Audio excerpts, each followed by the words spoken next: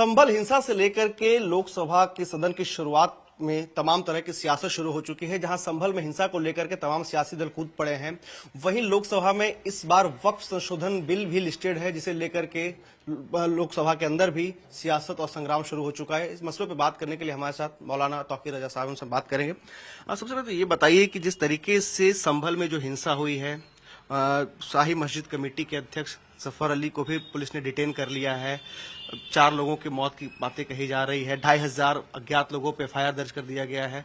इसको किस तरीके से आप देते हैं, क्योंकि अब सियासत घुस चुकी है इसमें? नहीं, सियासत नहीं घुसी है।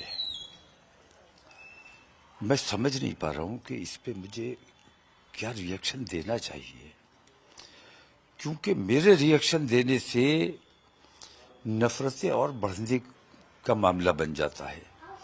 वो हिंदू समाज जो देश के लोकतंत्र में विश्वास रखता है, जो देश की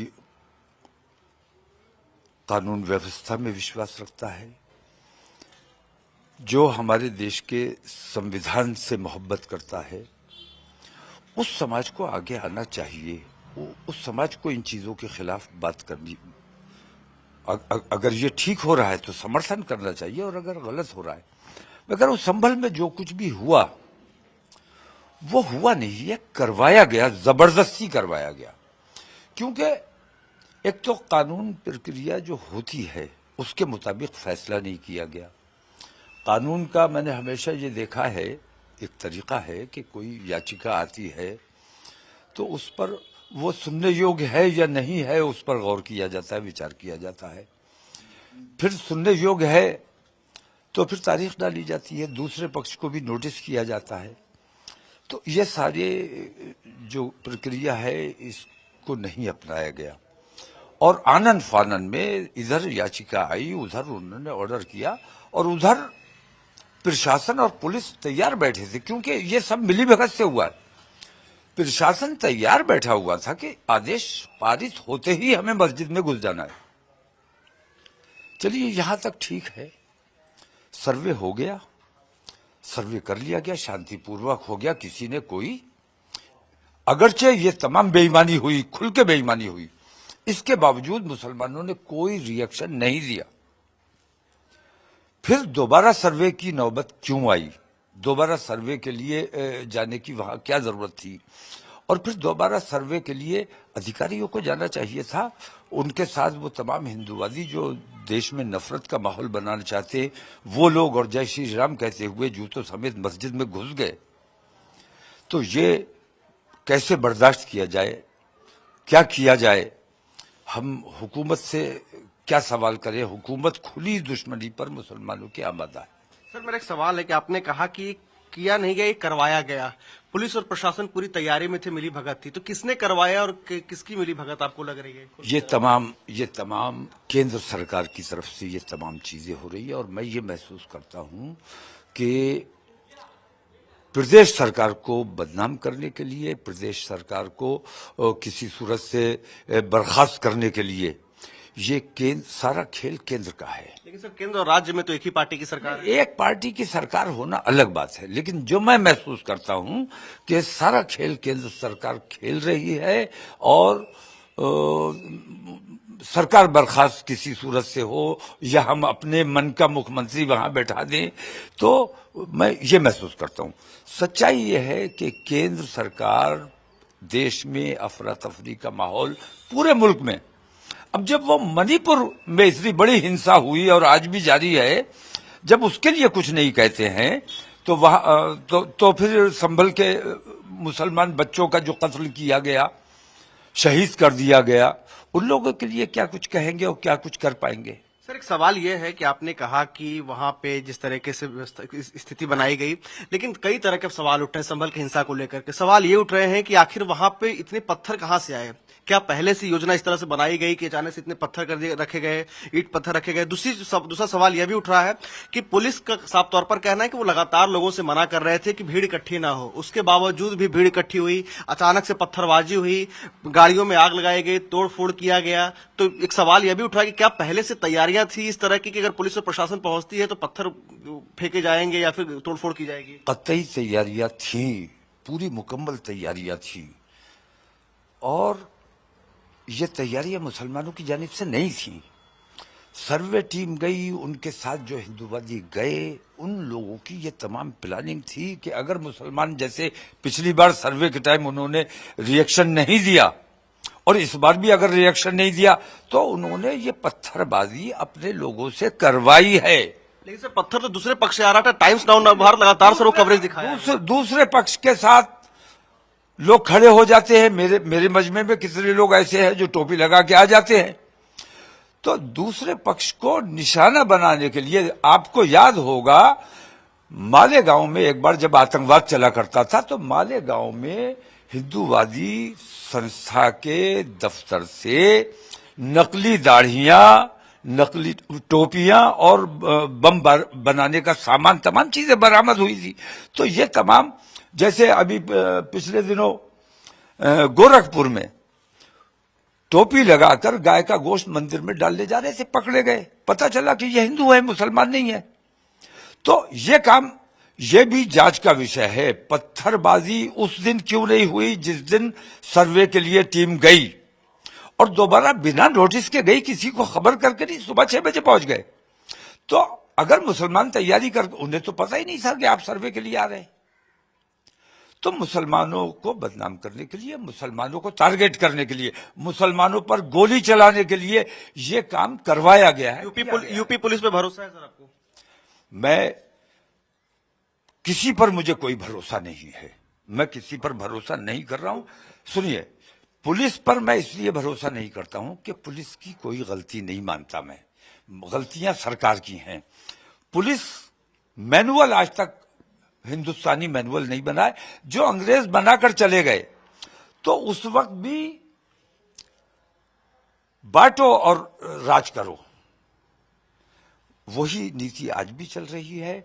वही पुलिस आज चल रही है जो उस वक्त देश प्रेमियों पर लाठियां चलाती थी, गोलियां चलाती थी। वही पुलिस आज भी सच्चे हिंदुस्तानियों पर, अपने देश से प्यार करने वालों पर, देश के अमन से मोहब्बत करने वालों पर लाठियां और गोलियां चलाती है। सर सैकड़ों वीडियोज और फुटेज इस वक्त सोशल मीडिया से लेकर के देश के हर एक हिस्से में फैले हुए हैं, लोग देख रहे हैं। पुलिस भी ड्रोन कैमरों के जरिए, तमाम कैमरों के जरिए उन लोगों की निशानदेही कर रही है जो पत्थरबाजी जिन्होंने की, जिन्होंने तोड़फोड़ की। पुलिस उनको गिरफ्तार भी कर रही है। 2500 लोगों के अज्ञातों के खिलाफ पुलिस ने एफआईआर दर्ज करी है। आपका कहना है कि कोई दूसरा पक्ष था, कोई दूसरा हुजूम आकर के पत्थर किया था, लेकिन सर कई तरह के सवाल उठ रहे हैं कि आखिर इतने पत्थर की व्यवस्था कहां से की गई, लोग कैसे वहां पहुंचे, जिन लोगों को पुलिस उठा रही है कैमरे के आधार पे, उनको पुलिस गिरफ्तार कर रही है। मैं सिर्फ एक सवाल करता हूं आपसे कि जब हमें पता ही नहीं था कि हमारे यहां कुछ लोग आ रहे हैं या सर्वे की टीम आ रही है, हमें कोई नोटिस नहीं दिया गया, इत्तला नहीं दिया गया, तो हम उनके स्वागत की तैयारी कैसे करते? हमारी कोई तैयारी नहीं थी।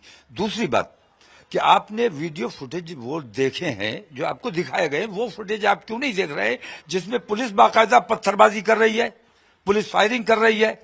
उन फुटेज को भी आप देखिए। पुलिस बाकायदा पत्थरबाजी कर रही है और पुलिस के साथ कुछ सादा वर्दी वाले, वो सादा वर्दी वाले नहीं, वही आतंकवादी जो हिंदूवादी हैं वो कर रहे हैं। वो फुटेज आपकी नजर से नहीं गुजरे। उन फुटेज को भी आपको देखना चाहिए, उनको भी अपने चैनल पे चलाना चाहिए, जिसमें पुलिस बाकायदा पत्थरबाजी करती हुई नजर आ रही है। तो पत्थर मैं नहीं लाया। जो लोग सर्वे के लिए आए थे उन्हें यह अंदेशा था कि जिस तरह पिछला सर्वे हमने किया और मुसलमानों ने रिएक्शन नहीं दिया, ऐसा ना हो कि हम ये सर्वे करने आए और इस पर भी कोई रिएक्शन ना मिले। तो हमें इस बार फसाद करना ही है, क्योंकि 24 तारीख को भी नाकाम करना है। संभल के लोग भी ना जाए, मुरादाबाद के लोग भी ना जाए, खौफ बैठ जाए लोगों के दिलों में। तो बाकायदा मुनज्जम साजिश करके मुसलमानों ने पत्थरबाजी नहीं की है। ये लोग अपने इंतजाम, पत्थर अपने साथ लेकर आए थे। बहुत शुक्रिया आपका। संभल हिंसा को लेकर के मौलाना तौकीर रजा के अंदर कितना गुस्सा है, क्या कहना चाहते हैं? नहीं, मेरे अंदर गुस्सा नहीं है।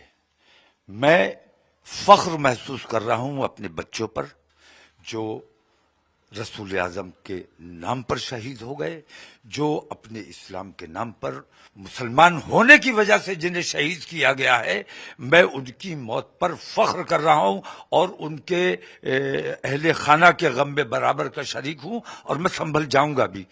जाने का इरादा है, आज जाऊं या कल जाऊं, संभल पहुंच रहा हूं एक मैं। सवाल लास्ट, एक आखिरी सवाल लूंगा सर कि संसद भवन में इस बार वक्फ संशोधन बिल को लेकर के लिस्टिंग है, क्या कहेंगे? वक्फ को लेकर के पूरा सियासी संग्राम मचा हुआ है, लोकसभा राज्यसभा दोनों आज एडजन हो गया। पार्लियामेंट चलाने वाले लोग, पार्लियामेंट में बैठने वाले लोग, सत्ता पक्ष के लोग खास तौर से अगर वाकई अपने देश से मोहब्बत करते हैं, अपने देश में अमन व अमन बना के रखना चाहते हैं, तो उनकी ये जिम्मेदारी है कि मुस्लिम जो नफरत फैलाने का काम किया जा रहा है और मुसलमानों के खिलाफ जिस किस्म की कार्रवाई की जा रही है, उस कार्रवाई को बंद किया जाना चाहिए। और ऐसा कानून, अगर वाकई तुम ईमानदार हो तो तुम्हें ऐसा कानून बनाना चाहिए जो देश में अराजकता का माहौल ना बने। और खास तौर से मैं आपसे कहता हूं कि आप पुलिस का इस्तेमाल कीजिए, प्रेस का इस्तेमाल कीजिए, प्रशासन का इस्तेमाल कीजिए, लेकिन अल्लाह के वास्ते अदालतों का अपने फायदे के लिए और इस अराजकता के लिए अदालतों का इस्तेमाल मत कीजिए, क्योंकि अगर न्याय से लोगों का भरोसा उठ गया तो हिंदुस्तान में जंगल राज कायम हो जाएगा। सर, आपका बयान एक मैं सुना था, मुझे आज भी याद है कि अगर वक्फ बिल संशोधित किया गया तो मुसलमान इस देश के सड़क पे उतर जाएंगे। वक्फ बिल इस बार जो है सर वो लिस्टेड है, तो क्या आप कहेंगे उस बयान को लेकर? वक्फ बिल के लिए जो लोग लड़ाई लड़ रहे हैं, जो लोग एहतजाज कर रहे हैं, हम सब एक साथ हैं। तकरीबन 5 करोड़ ईमेल्स भी पहुंचे हैं, लेकिन मुसलमानों की कोई बात सुनने को हुकूमत तैयार नहीं है। मैंने कहा ना कि खुली दुश्मनी का ऐलान कर दिया। उन्होंने कहा एक रहोगे तो सेफ रहोगे। किससे खतरा है? मैं पूछता हूं, किसको एक रहने की बात कह रहे हो और किससे खतरा है? अगर प्रधानमंत्री किसी एक समाज का या किसी एक मजहब का प्रधानमंत्री है तो ये बहुत बड़ा अन्याय आप अपने देश के साथ कर रहे हैं। 140 करोड़ के आप प्रधानमंत्री हैं, आपको ये जो आपका लहजा है और ये जो तरीका है, एक रहोगे तो सेफ रहोगे, तो क्या थोड़ी सी तादाद है मुसलमानों की, कमजोर है, गरीब हैं, मजबूर हैं, इतनी बड़ी भारी तादाद है आपकी। हिंदू समाज अगर बटा हुआ भी है तो भी मुसलमानों से ज्यादा है, तो इतनी भारी तादाद होने के बावजूद आप हिंदू समाज को मुसलमानों से डरा रहे हैं। आपकी सरकार होने के बावजूद आप हिंदू समाज को मुसलमानों से डरा रहे हैं। तमाम पुलिस, तमाम सैनिक और अर्धसैनिक बल आपके पास हैं, फिर भी आप हिंदू समाज को मुसलमानों से डरा रहे। इसका मतलब ये कि आप हिंदू समाज के हितैषी नहीं है, बल्कि हिंदू समाज को नुकसान पहुंचाने का काम कर रहे हैं। For more of such videos, do like, share and subscribe to ET Now Swadesh.